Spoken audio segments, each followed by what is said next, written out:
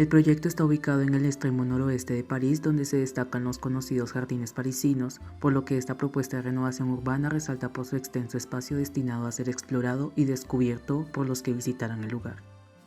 En la distribución del diseño se emplean tres sistemas, los cuales son sistema de líneas. Estos se implementan como elemento ordenador, siendo una referencia necesaria para vincular los elementos de la estructura. Sistema de puntos, teniendo en cuenta el concepto de desarrollo Cézanne, que fue una base para el desarrollo del cubismo, la trama permite extender la composición con el fin de dominar los paisajes abiertos. Y por último, sistema de superficies, ya que da un lugar al concepto de realizar un paseo cinemático, ya que se da gracias a la secuencia de la distribución de los espacios, la cual puede interpretarse como cuadro de imágenes de una película. A raíz de ello, el proyecto se adapta a las siguientes características, como lo es el movimiento en el que se denomina la circulación que se realiza en su interior con sus respectivos elementos naturales, los objetos que son la distribución de las estructuras metálicas denominadas folies y los espacios que se complementan tanto los escenarios como las actividades del lugar.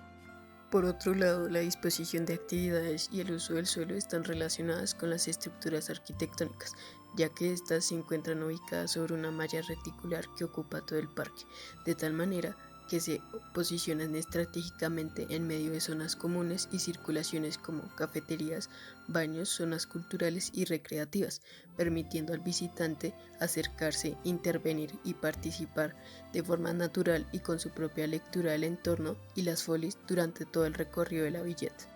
Las edificaciones del proyecto generan distintos tipos de juegos de altura, esto claro sin tomar en cuenta la escala humana. Por ello, el cómo se ven y más que todo el cómo se interactúa con estas mismas es muy diferente.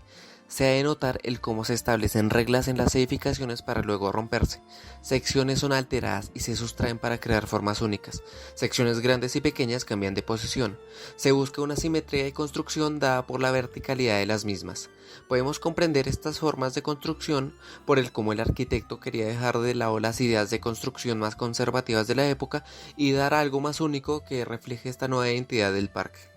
Como se mencionó anteriormente, el proyecto es caracterizado por el movimiento de constructivista, donde aspectos como la fragmentación y la geometría no euclidiana están inmersos en la obra. Teniendo en cuenta esto, se tuvo una inspiración formal en el constructivismo ruso, donde la arquitectura se libera de las reglas modernistas presentando una perspectiva multifocal, por lo que el autor de la obra emplea mallas y retículas para enfatizar lo ambiguo, antinatural y contrario al orden jerárquico. Por lo tanto, la obra presenta faltas de simetría y de centralidad, eliminando así el punto focal.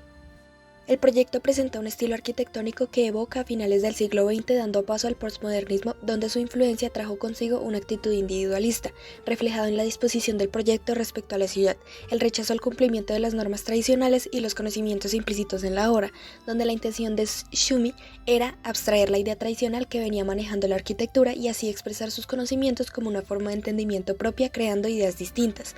Además, este presenta una ruptura dentro de la concepción histórica de los jardines urbanos, por lo que busca liberarse de estas condicionantes a partir del movimiento de constructivista.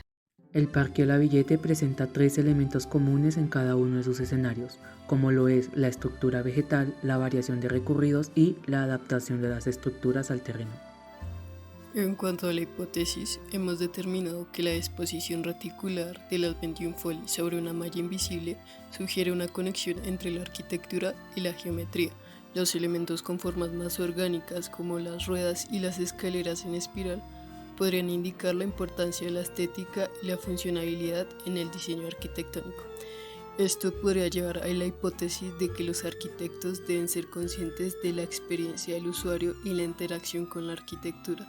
La invitación a detenerse y levantar la vista podría sugerir la importancia de la apreciación estética y la contemplación en el diseño arquitectónico.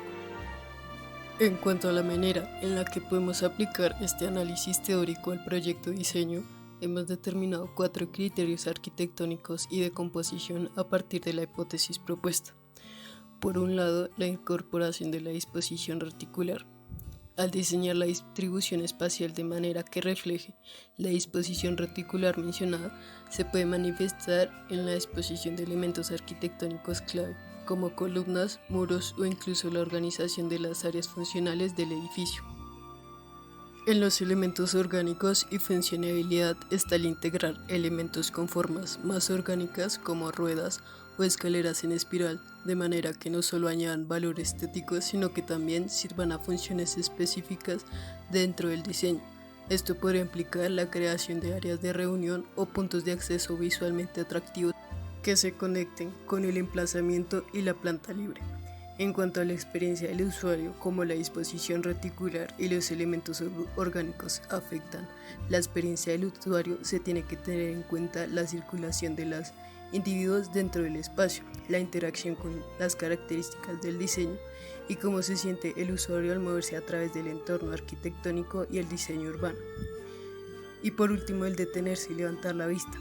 Crear momentos dentro del diseño que inviten a las personas a detenerse y levantar la vista, tal como sugiere la hipótesis. Esto podría implicar la inclusión de áreas de descanso con vistas panorámicas en espacios de contemplación o incluso la consideración de la iluminación y la disposición del mobiliario, aprovechando que el proyecto requiere de una alta densidad en altura, así como la vista hacia los cerros.